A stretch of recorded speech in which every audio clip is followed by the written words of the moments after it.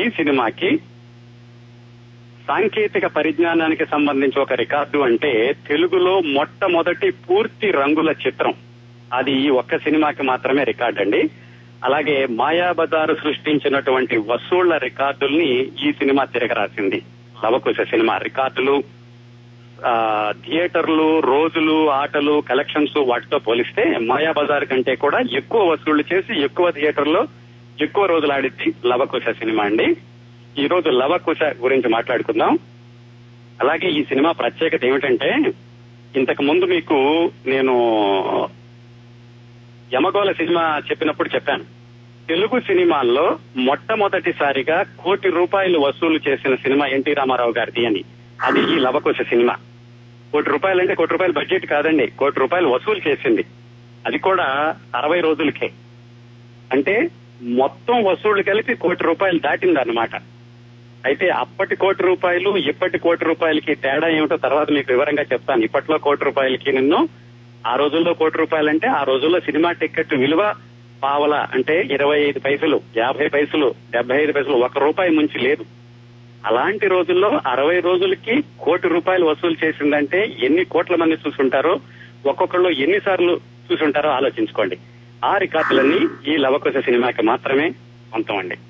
అలాగే అంతవరకు కూడా ఎన్టీ రామారావు గారిని శ్రీకృష్ణుడిగా ఎలాగైతే తెలుగు ప్రజలందరూ అభిమానించి ఆదరించి పూజించారో, ఈ సినిమాతోటి అంజలీదేవిని గీతాదేవి ప్రతిరూపంగా భావించి ఆవిడ ఎక్కడికి వెళ్ళినా కానీ పాదపూజలు చేయడం, పసుపు కుంకుమలు ఇవ్వడం, ఆవిడకి చీరలు పెట్టడం, ఆవిడ ఎక్కడైనా కారు రోడ్డు మీద ఆగితే కనుక ఆ పొలాల్లో పనిచేసే వాళ్ళందరూ వచ్చి, అమ్మా సీతాదేవి నడిచి వచ్చావు, ఒక్కసారి మా పొలంలోకి అడుగు పెట్టండి, మా పంటలు బంగారు పంటలు అవుతాయని అంతగా ఆదరించి అభిమానించడం ఒక స్త్రీ పాత్రధారిణికి ఒక్క ఈ లవకుశ పౌరాణిక చిత్రం విషయంలోనే జరిగింది అంటే ఏమాత్రం అతిశక్తి లేదు.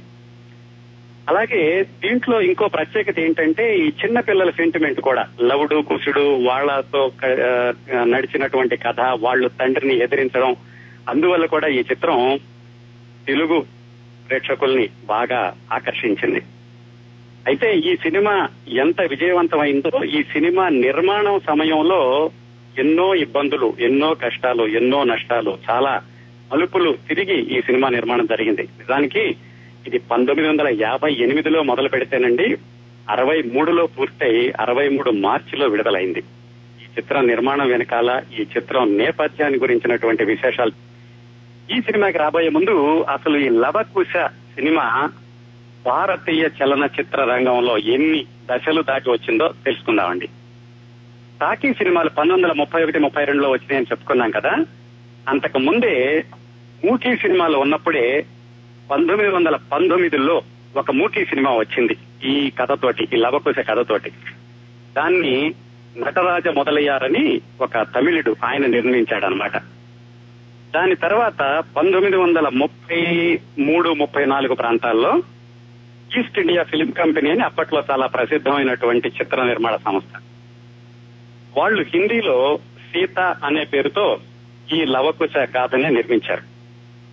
దానికి దర్శకత్వం వహించిన ఆయన పేరు దేవకీ బోస్. దాంట్లో రాముడిగా పృథ్వీరాజ్ కపూర్, సీతగానేమో దుర్గా కోటే అని వాళ్ళిద్దరూ నటించారు. ఆ సినిమా హిందీలోనూ బెంగాలీలోనూ చాలా బాగా ఆడింది. ఆ సినిమా చిత్ర నిర్మాణ సాంకేతిక వర్గంలో సి పుల్లయ్య గారని తెలుగు ఆయన కూడా ఉన్నారు, చిత్తజల్లు పుల్లయ్య గారు. ఆ సినిమా 2 భాషల్లో బాగా ఆడేసరికి ఆ ఈస్ట్ ఇండియా ఫిల్మ్ కంపెనీ వాళ్లే దాన్ని తెలుగులో కూడా తీద్దాం అనుకున్నారు. అప్పటికే వాళ్లతోటి చిత్తజల్లు పుల్లయ్య గారితో పరిచయం ఉంది కాబట్టి వాళ్ళు ఆయన్ని దర్శకుడిగా పెట్టి 1934లో ఈ లవకుశ తెలుగు సినిమా తీశారు. Of course black and white లో. అప్పటి తెలుగు సినిమాలో శ్రీరాముడిగానేమో పారుపల్లి సుబ్బారావు అనే ఆయన, లక్ష్మణుడిగా ఏమని వెంకటరామయ్య అనే ఆయన, సీతగా శ్రీరంజని, ఆవిడ్ని సీనియర్ శ్రీరంజని అనేవాళ్లు, వాల్మీకిగా పారుపల్లి సత్యనారాయణ అనే ఆయన వాళ్ళు నటించారు. అలాగే లవకుశులుగా మాస్టర్ భీమారావు, మాస్టర్ మల్లీశ్వరరావు వాళ్ళిద్దరూ నటించారు. ఇది ఎప్పుడు 1934లో. వీళ్ళందరూ ఎక్కడున్నారో కూడా ఎవరికీ తెలియదండి ఇప్పటికేను. అలాగే ఈ సినిమాకి సంగీతం ప్రభర సత్యనారాయణ అని ఆయన సంగీతం చేశారు. 1934లో విడుదలైన ఈ సినిమాకి ప్రకటన కూడా చాలా విభిన్నంగా ఉండేదండి. ఎందుకంటే ఆ రోజుల్లో టాకీలు మొదలైన మొదటి రోజులు కదా, దాని ప్రకటన ఏమని ఇచ్చారంటే, కర్ణానందకరములకు పాటలు, నేత్రానందకరములకు అపూర్వ దృశ్యములు, లవకుశల మృదుమధుర గానము, అప్రతిభాతి మానము, అధిక వ్యయ ప్రయాసలతో తయారు చేయబడిన గొప్ప తెలుగు టాకీ ఫిలిం రాజము. దానికి ట్యాగ్ లైన్ ఏమిటంటే, సహజ మానవ స్వరమును పోలియుండు మృదుమధుర ధ్వని. అంటే ఈ సినిమాలో సౌండ్ చక్కగా వినపడుతుంది అని ప్రచారం చేశారు. ఇప్పుడు ఇది 1934లో. ఆ సినిమా తెలుగులో అత్యధిక ప్రజాదరణ పొందింది. దాంతో ఈ కథ మీద ఈ చిత్ర నిర్మాతలకు అందరూ కూడా మంచి నమ్మకం వచ్చింది. లవకుశ సినిమా, ఆ లవకుశ కథ తెలుగు ప్రేక్షకులకు బాగా నచ్చుతుంది అని ఒక నమ్మకం వచ్చింది. ఈ సినిమా బ్లాక్ అండ్ వైట్ లోనే ఉంది. ఈ సినిమాతో ఇంకొక సంప్రదాయం ఏమిటి మొదలైందంటే, సినిమా పాటల పుస్తకం రావడం అనేది ఈ 1934లో వచ్చిన లవకుశ సినిమాతో మొదలైందని చెప్తారు. ఇది 1934లో జరిగింది.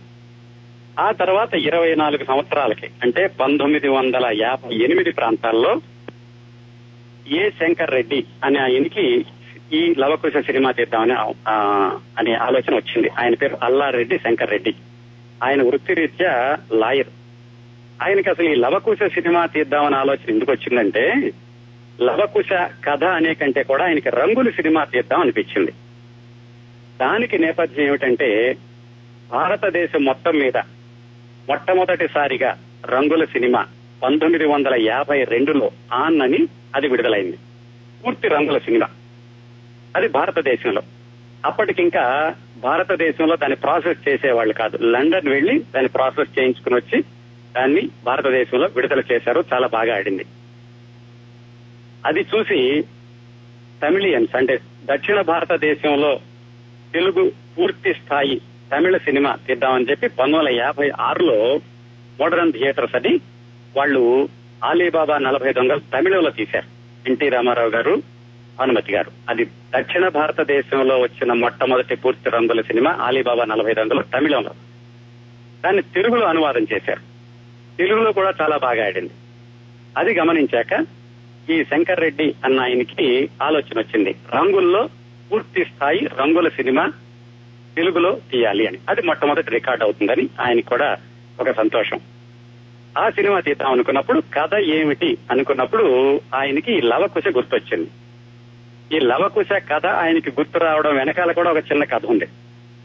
అదేమిటంటే, ఈ శంకర్ రెడ్డి గారు అంతకు ముందే లలిత శివజ్యోతి పిక్చర్స్ అనే బ్యానర్ మీద ఆయన మానవతి, చరణదాసి అని 2 సినిమాలు తీశారు.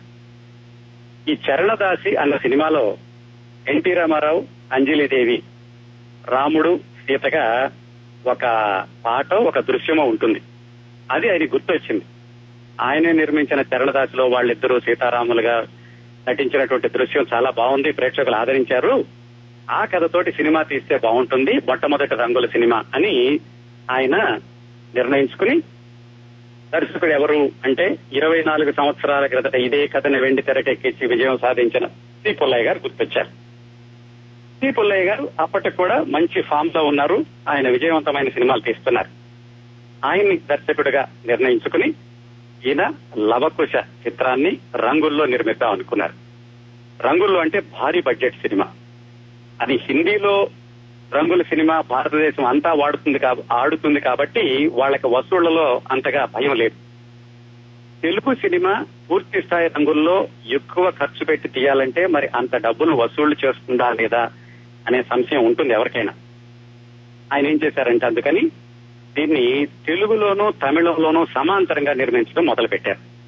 ఇంతకుముందు చాలాసార్లు చెప్పుకున్నాం మనం, మిస్సమ్మ, గుండమ్మ కథ చెప్పుకున్నప్పుడు కూడా ఆ రోజుల్లో తెలుగు సినిమాలు చాలా వరకు తెలుగులోనూ తమిళంలోనూ సమాంతరంగా తీసేవాడు. శంకర్ రెడ్డి గారు కూడా ఈ సినిమాని తెలుగులోనూ తమిళంలోనూ సమాంతరంగా తీద్దామని నిర్ణయించుకున్నారు. కథ రాయడానికి సదాశివ బ్రహ్మం అని ఆయన అప్పట్లో పౌరాణిక కథలు బాగా రాస్తుండేవాళ్ళు. సముద్రాల గారి తర్వాత ఆయన నేను కథాశివ బ్రహ్మం అని కూడా అంటుండేవాళ్ళు. ఆ సదాశివ బ్రహ్మం గారితోటి స్క్రిప్ట్ అంతా రాయించారు. చాలా వరకు పాటలు, మాటలు కూడా ఆయన రాశారు. మరికొన్ని పాటల్ని సముద్రాల గారితో రాయించారు. అప్పట్లో హాస్యం పాటలు ఎక్కువగా రాసే కొసరాజు గారితో దీంట్లో చాలా సీరియస్ పాటలు కూడా రాయించారు. వీళ్ళు కాకుండా కవికోకిల దువ్వూరి రామిరెడ్డి గారు రాసిన పుస్తకాల నుంచి ఒక పద్యాన్ని, అలాగే ఉత్తర రామచరితాన్ని రాసిన కంకంటి పాపరాజు గారి దగ్గర నుంచి ఇంకో 2 పద్యాలని తీసుకుని మొత్తం మీద ఈ సినిమాలో 21 పద్యాలు 12 పాటలు అంటే 33. ఇవి కాక ఇంకా శ్లోకాలు స్తోత్రాలు వాటితో కూడా కలుపుకుంటే మొత్తం 38 సంగీత అంశాలు కలిగిన చిత్రం ఆ రోజుల్లో ఆ దశాబ్దంలో ఈ లవకుశ ఒక్కటేనటండి. ఆ తర్వాత శ్రీకృష్ణ అవతారం మొదలైన సినిమాలు వచ్చాక రికార్డు బ్రేక్ అయింది. కానీ అప్పటి వరకు కూడా అత్యధికమైనటువంటి సంగీత అంశాలు కలిగిన చిత్రం లవకుశ. దీంట్లో సుశీల, లీల వాళ్ళిద్దరూ కలిసి 2 పాటలు పాడారు. ఇందాక కొంచెం విన్నారు కదా, రామకథను వినరయ్యా, వినుడు వినుడు రామాయణ కాదా, ఒకళ్ళతో ఒకళ్ళు పోటీ పడి పాడారు. ఇప్పటికి కూడా ఈ పాటని ఎక్కడైనా పాటల పోటీల్లో పాడాలంటే చాలా కష్టపడుతుంటారు. ఘంటసాల గారు ఈ పాటల్ని రికార్డు చేయడానికి దాదాపుగా 2 వారాల పాటు వాళ్ళిద్దరితోటి అభ్యాసం చేయించి అప్పుడు దీన్ని రికార్డు చేశారటండి. అట్లాగే ఈ సినిమాలో నాగయ్య గారికి కూడా ఘంటసాల గారే నేపథ్య గానం చేశారు. అప్పటికి నాగయ్య గారికి కొంచెం గొంతులో కాస్త తేడా వచ్చిందట. అందుకని ఆయనకి ఘంటసాల గారు నేపథ్య గానం చేశారు. అయితే ఆ విషయాన్ని నాగయ్య గారికి చెప్పడానికి భయపడుతుంటే ఘంటసాల గారే చాలా వినయంగా వెళ్లి చెప్పారట. ఎందుకంటే నాగయ్య గారు అప్పటికే ఆయన గాయకుడు, సంగీత దర్శకుడు కూడా. నాన్నగారు మీరేం అనుకోవద్దు, ఇలాగా మీకు నేను నేపథ్య గానం చేయాల్సి వస్తుందంటే ఆయన పర్వాలేదు నాయన, నాకు తెలుసు నా స్వరం ఇప్పుడు ఆ పాటకు పనికిరాదు, నువ్వు పాడడం నా భాగ్యంగా భావిస్తున్నాను అని నాగయ్య గారు కూడా దానికి ఒప్పుకున్నారు. అట్లాగే ఈ పాట, ఈ సంగీతం సినిమా షూటింగ్ మొదలవడానికి చాలా రోజుల ముందే సంగీతం సిద్ధమైంది. ఆ పాటలన్నీ విన్నప్పుడే నాగయ్య గారు చెప్పారట, ఈ సినిమా తప్పనిసరిగా ఘన విజయం సాధిస్తుంది, ఈ పాటలు వింటూనే తెలుస్తుందని ఘంటసాల గారికి మంచి కితాబు ఇచ్చారట. ఈ విధంగా పాటలు, మాటలు, స్క్రిప్ట్ రెడీ అయిపోయింది. 1958 మార్చి 5వ తారీఖున 1958 మార్చి 5. ఎందుకు నేను గట్టిగా చెప్తున్నానంటే సినిమా విడుదల సమయం 1963. అంటే దాదాపుగా 5 సంవత్సరాల వ్యత్యాసం ఉంది మొదలు పెట్టడానికి, విడుదలవడానికి. అది ఎందుకు జరిగిందో కూడా ఇప్పుడే తెలుసుకుందాం. ఆ రోజున ఈ సినిమా షూటింగ్ విజయ స్టూడియోలో, వాహిని స్టూడియోలో మొదలు పెట్టారు. అట్లాగే ఎంజీఆర్ ఇంటికి ఎదురుగుండా ఒక తోట ఉండేదట, రామవరం అని ఆ ఏరియాలో. ఆ తోటలో వాల్మీకి సెట్ వేశారు. తెలుగులోనూ తమిళంలోనూ తీద్దాం అనుకున్నారు కదా. ఇందులో ప్రధాన ఆర్టిస్టులు ఎన్టీఆర్, అంజలి, నాగయ్య, కన్నాంబ వీళ్ళు తెలుగులోనూ తమిళంలోనూ కూడా ఉన్నారు. చిన్న చిన్న పాత్రకి తమిళంలో వేరే వాళ్ళని పెట్టుకున్నారు. లవకుశులకి మాత్రం తెలుగులో అబ్బాయిలను పెట్టారు, తమిళంలో ఒక అబ్బాయిని ఒక అమ్మాయిని పెట్టారు, అంటే చిన్న పాపని పెట్టారు. 2 సమాంతరంగా ఒకేసారి తీయడానికి వీలవ్వలేదు. ఎందుకంటే వాళ్ళ డేట్స్ ప్రాబ్లం వల్ల ఒకేసారి తీయడానికి వీలవక ఇందులో ఒక సీన్ తీసిన కొద్ది రోజులకి తమిళంలో ఇంకో సీన్ తీయడం, అలాగా షూటింగ్ కొనసాగింది. షూటింగ్ విశేషాలకు రాబోయే ముందు ఇంకో చిన్న విషయం చెప్తాను. ఎన్టీఆర్ గారు దీంట్లో కిరీటం, శ్రీరాముడి కిరీటం చేయడానికని కళాదర్శకుడు టీవీఎస్ శర్మ చాలా కష్టపడ్డారట. కరెక్ట్ గా ఆయనకి అమర కిరీటం ఎలా చేయాలని. ఎన్ని కిరీటాలు చేయించినా సరే ఆయనకి సరిపోక చిట్ట చివరికి చరణదాసి సినిమాలో 140 రూపాయలు పెట్టి ఈయన కిరీటం చేయించారు. చరణదాసిలో ఒక పాట ఉంది అని చెప్పుకున్నాం కదా, ఆ కిరీటాన్ని తీసుకొచ్చి ఈ లవకుశ సినిమాలో కూడా వాడారటండి. ఇంకా ఈ సినిమా షూటింగ్ కొన్ని రోజుల వరకు సజావుగానే సాగింది. ఆ తర్వాత 2 భాషల్లో తీయడం, ఆలస్యం అవుతూ రావడం, అక్కడ డేట్లు ఇక్కడ డేట్లు సరిపోకపోవడం, దాంతో నిర్మాణ వ్యయం భారీగా పెరిగిపోయి కొద్ది రోజుల్లోనే నిర్మాత దగ్గర డబ్బులు అయిపోయినాయి. దాంతో షూటింగ్ ఆపేయాల్సి వచ్చింది 2 భాషల్లోనూ. ఎంతగా ఆపేయాల్సి వచ్చిందంటే దాదాపు 4 సంవత్సరాల వరకు కూడా మళ్లీ మొదలవలేదు షూటింగ్. ఈ మధ్యలోనే ఎన్టీ రామారావు గారు సీతారామ కళ్యాణం సినిమా నిర్మించడం, దాన్ని విడుదల చేయడం కూడా జరిగింది. ఇంకొక విశేషం కూడా జరిగింది. తెలుగులో ఈ లవకుశ సినిమా తీస్తున్నారు అని తెలిసి మలయాళంలో కూడా సీత అనే పేరుతోటి ఒక సినిమా మొదలు పెట్టారు. అదే సమయంలో ఇంచుమించు 5-6 నెలలు అటు ఇటుగాను. అయితే తెలుగులో మన లవకుశ ఆగిపోయింది చిత్ర నిర్మాణం మధ్యలో. మలయాళంలో మాత్రం ఆ సినిమా పూర్తయిపోయి దాన్ని తెలుగులోకి అనువాదం చేసి సీత అని బ్రాకెట్లోనేమో లవకుశ అని రాసి దాన్ని తెలుగులో విడుదల చేశారు. ఒక మాదిరిగా ఆడింది, పెద్దగా అది సక్సెస్ అవ్వలేదు. దాంట్లో ప్రేమ్ నజీర్ శ్రీరాముడిగా వేశాడు, కుచల కుమారి అన్నావిడ సీతగా వేసింది. అది ఒక చిన్న అంశంగా మిగిలిపోయింది, కానీ అది ఈ లవకుశకి పోటీగా ఏమీ మిగలలేదు. సరే, ఈ 4 సంవత్సరాలు గడిచింది, ఈయన దగ్గర డబ్బులు అయిపోయినాయి, చాలా కష్టాలు పడ్డారు మళ్ళా షూటింగ్ మొదలు పెట్టడానికి. చివరికి పంపిణీదారులు ఈ సినిమా హక్కులు ఎక్కువగా రాయించుకుని ఆయన డబ్బులు పెట్టడానికి ముందుకు వచ్చారు, సుందర్లాల్ నాథా అన్న ఆయన. అప్పుడు మళ్ళా 1962 ప్రాంతాల్లోనూ ఎప్పుడో దీని షూటింగ్ ని మళ్ళీ పునః ప్రారంభించారు. అప్పుడు మరో సమస్య వచ్చింది. అదేమిటంటే ఈ సినిమాకి ఆ మొట్టమొదట్లో కంటిన్యూస్ గా జరిగినప్పుడు దర్శకత్వం వహించిన సి పుల్లయ్య గారికి తీవ్రమైన అనారోగ్యంగా ఉన్నారు. అంటే కనీసం ఆయన మంచం మీద నుంచి కూడా లేవలేని పరిస్థితిలో ఉన్నారు. శంకర్రెడ్డి గారి దగ్గరికి డబ్బులు వచ్చి మళ్ళా షూటింగ్ మొదలు పెడదామని ఆయన దగ్గరికి వెళ్లేసరికి ఆయన నేను చేయలేను ఆయన, ఈ సినిమాని మీరు బిఎన్ రెడ్డి గారిని పెట్టుకోండి అని సూచించారు. ఎందుకన్నారంటే బిఎన్ రెడ్డి గారు మల్లేశ్వరి సినిమా తీయగానే వెంటనే సీత అనే పేరుతోటి ఈ లవకుశల కథని కొంచెం బ్యాక్గ్రౌండ్ లో పెట్టుకుని ఆయన సీత ప్రధాన పాత్రధారిణిగా ఒక సినిమా తీద్దామని కొన్ని రోజులు ప్రయత్నాలు చేశారు. దానికి భీమవరంలో లెక్చరర్ గా పనిచేసే పాలకమి పద్మరాజు గారిని తీసుకొచ్చి మాటలు కూడా రాయించారు. ఎందువల్ల గాని అది మొత్తానికి కార్యరూపం దాల్చలేదు. అది గుర్తొచ్చి సి పుల్లయ్య గారు బిఎన్ రెడ్డి గారిని అడగండి అని చెప్పారు.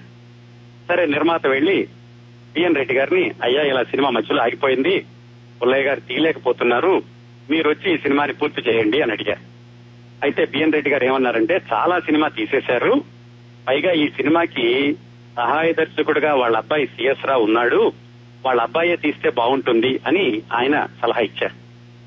ఆ సలహా తీసుకుని నిర్మాత వెనక్కి వచ్చి సి పుల్లయ్య గారి అబ్బాయి సిఎస్ రావుని దర్శకత్వం చేయమని అడిగారు. ఆయన మొట్టమొదటి నుంచి తండ్రి గారితో కలిసి ఈ సినిమా షూటింగ్ అంతా చేస్తూ వస్తున్నారు సహాయ దర్శకుడి కింద. ఇంకా వాళ్ళ నాన్నగారు కూడా చెప్పిన మీదట సిఎస్ రావు గారు ఒప్పుకుని ఆయన ఈ సినిమాని కొనసాగించారు. ఎట్లాగంటే 8,000 అడుగుల సినిమా వాళ్ళ నాన్నగారు తీస్తే 12,000 అడుగుల సినిమా వాళ్ళ అబ్బాయి సిఎస్ రావు గారు తీశారు. ఆయన సినిమా తీసినప్పుడు కూడా మధ్య మధ్యలో వాళ్ళ నాన్నగారికి చూపిస్తూ ఉండేవాళ్ళట. ఎలాగంటే ఒక దృశ్యంలో తాడి చెట్లు కనపడితే సి పుల్లయ్య గారు ఆ రషెస్ చూసి ఆయన చెప్పారట వాళ్ళ అబ్బాయిని, ఇదేమిటి ఇలా తీసావు సినిమా, నువ్వు శ్రీరాముడి కాలంలో తాడి చెట్లు ఉంటాయా, కనీసం ఆ తాడి చెట్లు కనిపిస్తుంటే నువ్వు తల కనిపించకుండాలైనా తీయాల్సింది, ఇలాంటి పొరపాట్లు చేశావు అని అంత సూక్ష్మంగా గమనించి వాళ్ళ అబ్బాయికి సలహాలు చెప్తూ ఉండేవాళ్ళట. ఎలాగైతే అలా వచ్చేసేసింది అదే సినిమాలో. అట్లాగే ఇది 4 సంవత్సరాల ఆలస్యం అవడంతో ఈ లవకుశలు చిన్నపిల్లలుగా మొదలు పెట్టిన వాళ్ళు పెద్దాళ్ళు అయిపోయారు. అది మీరు సినిమాలో చూస్తే తెలుస్తూ ఉంటుంది, ఒకసారి పొడవుగా ఉంటారు, ఒకసారి పొట్టిగా ఉంటారు. తమిళంలో మరొక సమస్య వచ్చింది. లవుడుగా వేసింది ఒక పాప.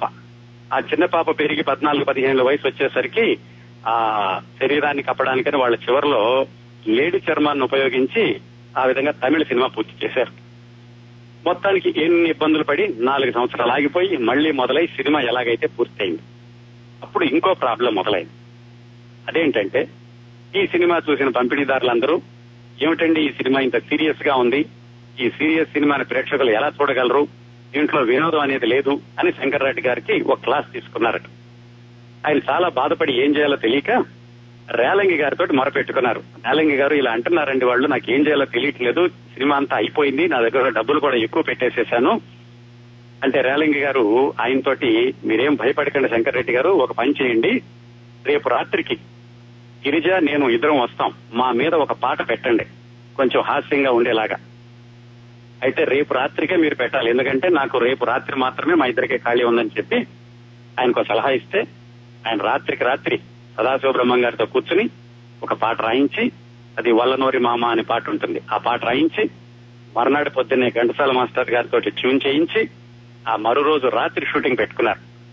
అప్పట్లో రేలంగి గిరిజ ఇద్దరు కూడా రోజుకి 3 షూటింగ్లు 4 షూటింగ్లలో పాల్గొంటూ ఉండేవాళ్ళు. తెల్లవారుదాం 4 గంటలకు లేచి షూటింగ్ వెళ్తూ ఉండేవాళ్ళట. మొత్తానికి ఎలాగైతే 2వ రోజు వాళ్ళ మాట ఇచ్చినట్టుగానే అర్ధరాత్రి 2ంటికి వెళ్లారట. అంతా సెట్లు అందరూ రెడీగా ఉన్నారు. ఆ నిద్ర మత్తులోనే గిరిజ మేకప్ చేసుకుని వీళ్ళిద్దరి మీద ఆ వల్లనోరి మామ నీ పిల్లని అనే పాటని షూట్ చేశారు. చివరికి సినిమాలో అది చాలా రిలాక్సింగ్ గా ఫీల్ అయ్యారు ప్రేక్షకులందరూ కూడా. ఆ పాట వచ్చేసరికి కొంచెం ఆహ్లాదకరంగా ఫీల్ అయ్యారు సీరియస్ దగ్గర నుంచి. ఆ పాటే సినిమా సక్సెస్ లో కూడా ఆ పాట కూడా ఉంది. మొత్తానికి ఆ సినిమా అయిపోయాకట నిర్మాత గారు రేలంగి దగ్గరికి వెళ్లి ఆయనకి చాలా అత్యధిక అనుకున్న దానికంటే కూడా ఎక్కువ డబ్బులు ఇచ్చారట. రేలంగి గారు మీ సలహా వల్ల నేను ఈ పాట పెట్టగలిగాను, దీనివల్ల కూడా సినిమా విజయానికి దోహదపడింది అని ఆయనకి ఇస్తే రేలంగి గారు నాకు కాదండి గిరిజకి ఇవ్వాలి, ఆవిడ ఎంతో నిద్రపోతూ కూడా నా మీద భయంతో వచ్చింది అని చెప్పి ఆ డబ్బులన్నీ గిరిజ గారికి ఇచ్చారట. గిరిజ చివరికి మళ్ళా ప్రొడ్యూసర్ కి ఇచ్చేసి, మీరు చాలా భారీ బడ్జెట్ తో చేశారు, మీరు ఎంత కష్టపడి తీశారో మాకు తెలుసు, మీకు ఇంకా లాభాలు వచ్చాక తర్వాత చూద్దరు కానీ ఆ డబ్బులు మళ్ళీ తిరిగి నిర్మాతకే ఇచ్చేశారట. అఫ్ కోర్స్ ఆ తర్వాత వాళ్ళిద్దరికి చాలా బహుమతులు ఇచ్చారట ఆయన, అది వేరే విషయం. మొత్తానికి ఇన్ని మలుపులు తిరిగి ఇన్ని కష్టాలు పడి ఈ సినిమా రిలీజ్ అయి ఎప్పుడంటే 1963 మార్చి 29న విడుదలైంది. ఈ సినిమా విడుదలయ్యాక అది సృష్టించినటువంటి రికార్డులు, సంచలనాలు, ఈ సినిమా విడుదలయ్యాక 10-15 సంవత్సరాల వరకు ఏ సినిమా అందుకోలేకపోయింది. ఈ రోజుకి కూడా ఈ సినిమాకి మిగిలిపోయే రికార్డు ఏమిటంటే తెలుగులో మొట్టమొదటి పూర్తి రంగుల చిత్రం లవకుశ. సినిమాలోనండి ఈ సినిమా వచ్చే ముందు వరకు కూడా రామారావు గారంటే కృష్ణుడు మాయాబజార్ లో చెప్పుకున్నాం కదా, ఆయన తెలుగు వారి డ్రాయింగ్ రూమ్ లో నుంచి పూజా మందిరాల్లోకి నడిచి వెళ్లారు క్యాలెండర్ రూపంలోనని. ఈ సినిమాతోటి ఆయన శ్రీరాముడిగా తెలుగువారి అందరి హృదయాల్లోనూ చిరస్థాయిగా నిలిచిపోవడమే కాకుండా ఆ రోజుల్లో రాముడు, సీత, లక్ష్మణుడు, కింద హనుమంతుడు వీళ్ళ ముగ్గురు ఉన్నటువంటి దృశ్యం ఉన్న క్యాలెండర్లు వేస్తే వాటన్నింటినీ పూజా మందిరాల్లో పెట్టుకుని పూజించేవాళ్ళు చాలా రోజులు. అందుకే ఈ సినిమాతోటి శ్రీరాముడు అంటే రామారావు, సీత అంటే అంజలిదేవి తెలుగు ప్రేక్షకుల మనసుల్లో బాగా నాటుకుపోయింది ఆ రోజుల్లోనే. ఇంకా రామారావు గారి నటన, ఆయన షూటింగ్ లో అనుభవాల విషయాలకు వస్తే అప్పట్లో ఏంటంటేనండి చాలా హై వోల్టేజ్ లైట్లు ఉండేవి సినిమా తీయడానికి. ఇప్పట్లాగా ఎనర్జీ ఎఫిషియెంట్ బల్బులు లేవు. ఆ ఆర్క్ లైట్ ని క్లోజప్ లో వేసేటప్పుడు, అందులో కలర్ ఫిల్మ్ కదా, అందులో రంగులు వేసి చాలా క్లోజప్ లో తీయాలంటే ఆ లైట్లు వేసేసరికి మొహం మాడిపోతూ ఉండేదట. ఆర్టిస్టులు అందరూ చాలా కష్టపడేవాళ్ళట, క్లోజప్లు తీయాలంటే భయపడిపోయేవాళ్ళంట. అలాంటి రోజుల్లో కూడా ఎన్టీ రామారావు గారు రోజుకి 5-6 క్లోజప్లకైనా ఆయన సిద్ధపడేవాడట. ఆయన నటన అనేసరికి ఇంకా ఆయనకి ఎలాంటి పరిమితులు, అవధులు ఉండవు అనడానికి ఇదొక నిదర్శనం. అట్లాగే ఈ షూటింగ్ టైంలో ఆయన శ్రీరాముడు గెటప్ వేసుకుని వస్తే యూనిట్ వాళ్ళందరూ కూడా మాయాబజార్ లో శ్రీకృష్ణుని చూసినట్టుగా చూసేవాళ్ళటండి. ఇంకో విశేషం ఏమిటంటే ఈ సినిమా విడుదలవడానికి ముందే ఆయన సీతారామ కళ్యాణంలో రావణాసురుడిగా వేశారు. ఆ తెలుగు వారి మనసుల్లో నుంచి రావణాసురుడి ఛాయలు తొలగిపోక ముందే ఆయన శ్రీరాముడిగా ఈ చిత్రంలో నటించి ఒప్పించి తెలుగు వాళ్ల హృదయాల్లో కొలువుండడం అనేది విశ్వవిఖ్యాత నట సార్వభౌమ అనడానికి ఇది ఒక నిదర్శనం కూడా. అలాగే ఆ సంవత్సరంలో ఎన్టీ రామారావు గారికి ఇంకో రికార్డు కూడా ఉంది. మొట్టమొదటి ₹1 కోటి సినిమానే కాకుండా 1963లో లవకుశ ఉత్తమ తెలుగు చిత్రంగాను, కర్ణుడు అని మొన్నే తమిళంలో అది మళ్ళా రంగులు వేసి మొన్న విడుదల కూడా చేశారు, మన బే ఏరియాలో కూడా వచ్చింది. కర్ణన్ అని అది ఉత్తమ తమిళ చిత్రంగాను, నర్తనశాలని జాతీయ స్థాయిలో ద్వితీయ ఉత్తమ చిత్రంగాను, ఇలా ఒకే సంవత్సరం 3 సినిమాలకి అవార్డులు తీసుకోవడం అనేది ఎన్టీ రామారావు గారి మొట్టమొదటిసారి, ఆయన చివరిసారి. తర్వాత కూడా ఎవరికి ఒకే సంవత్సరంలో 3 సినిమాలకి అవార్డులు రావడం అనేది జరగలేదు. అంత ముందు జరగలేదు, తర్వాత జరగలేదు. మొట్టమొదట్లో చెప్పుకున్నట్టుగా రామారావు గారిని శ్రీరాముడిగా ఎలాగా అభిమానించారో అంజలిదేవి గారిని కూడా సీతాదేవిగా అంతగా అభిమానించేవాళ్లు. ఆ రోజుల్లో ఆవిడ ఎక్కడికి వెళ్ళినా కానీ పసుపు కుంకుమలు ఇవ్వడం, చీరలు పెట్టడం, పాద పూజలు చేయడం, అలాగే ఆవిడ కనపడితే పొలాల్లోకి రమ్మని నీ పాదం పడితే చాలమ్మా మాకు బంగారు పంటలు పడతాయని అంతగా గౌరవించేవాళ్లు తెలుగు వాళ్ళు, ముఖ్యంగా రాముడి భక్తులందరూ కూడా. రామారావు గారు మీ పర్సనాలిటీ బాగా తగ్గిపోయింది, మీరు లక్ష్మణుడికి పనికిరారు, మిమ్మల్ని శత్రుఘ్నుడికి వేషం వేస్తాను అని చెప్పారట. ఈయన చాలా బాధపడి రామారావు గారి రికమెండేషన్ తో ఈ పాత్ర వచ్చింది, దీన్ని పోగొట్టుకుంటే నష్టం లేదు అని బతిమాలారట. ఏమండి నాకు ఒక 4 రోజులు టైం ఇవ్వండి, నేను నా పర్సనాలిటీ అంతా నేను ఒరిజినల్ దానికి తెచ్చుకుంటాను, అప్పటికి కూడా రాకపోతే చూద్దరు గాని అని ఎలాగైనా సరే ఆ సన్న పడటం దగ్గర నుంచి, బలహీనత దగ్గర నుంచి మళ్ళీ ఆరోగ్యంగా ఎలా అవ్వాలని హిప్నోఫీలియాకి ట్రీట్మెంట్ ఏమిటని ఆలోచిస్తూ ఇంటికి వచ్చి ఆయనకి తెలిసినటువంటి డాక్టర్ ఒక ఆయన ఉంటే ఆయన దగ్గరే ట్రీట్మెంట్ తీసుకుని ఆ డాక్టర్ గారు ఏం చెప్పారంటే ఏదో హోమియో మెడిసిన్ ఇచ్చి, మీరు ఇలా కాదు కాంతారావు గారు, మీరు శుభ్రంగా ఒక 4 రోజులు బయటకు వెళ్ళిపోయింది మద్రాసు వదిలేసి శుభ్రంగా తిని 3 పూట్ల పుష్టికరమైన తిండి తిని నీరు తాగండి, తాగితే శుభ్రంగా మీకు ఒళ్ళు వస్తుంది, 4 రోజుల్లో మీరు సెట్ వస్తారని ఆయన చెప్పాట. మీరు ఆశ్చర్యపోతారు కానీ ఇది పనిచేస్తుందని చెప్పారట. సరిగ్గా అదే టైంలో ఆయనకి ఒక కన్నడ సినిమాలో వేషం వేసే అవకాశం వచ్చింది. వాళ్ళకి చెప్పారట, అయ్యా మీరు నాకు డబ్బులు ఏమి ఇవ్వసరం లేదు, బెంగళూరులో మంచి హోటల్లో పెట్టి 3 పూట్ల సుష్టిగా తిండి పెట్టి నాకు బీర్ బాటిల్స్ కొని ఇవ్వండి చాలు అన్నారట. అలా 4 రోజులు అయింది. మైసూరులో, బెంగళూరులో షూటింగ్ అయింది. ఆయన శుభ్రంగా తినడం, అందులో శ్రీకృష్ణుడి వేషం, పెద్దగా కూడా కష్టపడేది కాదు, రోజు బీరు తాగడం, దాంతో 4 రోజులకల్లా ఆయన ఒరిజినల్ షేప్ కి వచ్చేసారట.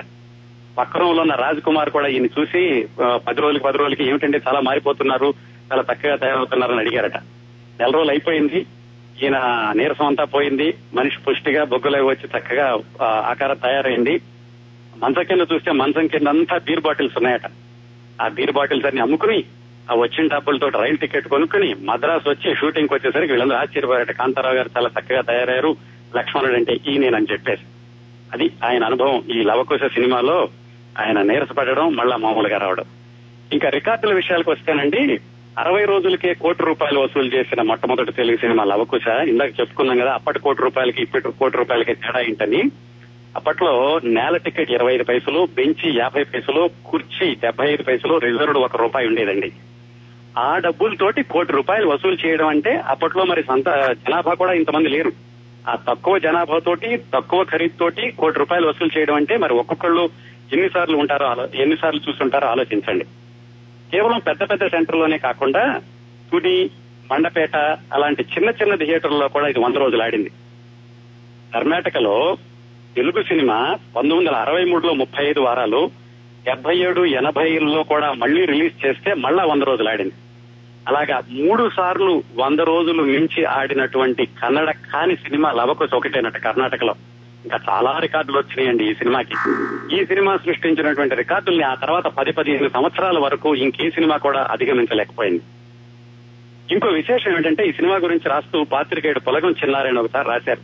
ఏంటంటే, ఏ సినిమాలో అయినా కానీ కామ, క్రోధ, లోభ, మోహ, మద, మాత్సర్యాలు వీటిలో ఏదో ఒకటి ఉంటుంది. ప్రేక్షకుల భావోద్వేగాలకు గురిచేసి వాళ్ళ బలహీనతలు సొమ్ము చేసుకుంటారు. ఈ సినిమాలో మాత్రం అలాంటి ఏ భావము లేకుండా కేవలం భక్తి భావం, శాంతం, కరుణరసం వీటితోటి నడిపించి ఈ సినిమాని ప్రేక్షక ఆదరణ పొందేలాగా విజయవంతమైన చిత్రంగా తీర్చిదిద్దడంలో సాంకేతిక నిపుణులు, నటీనటులు కూడా అద్భుతమైన పాత్ర పోషించారు.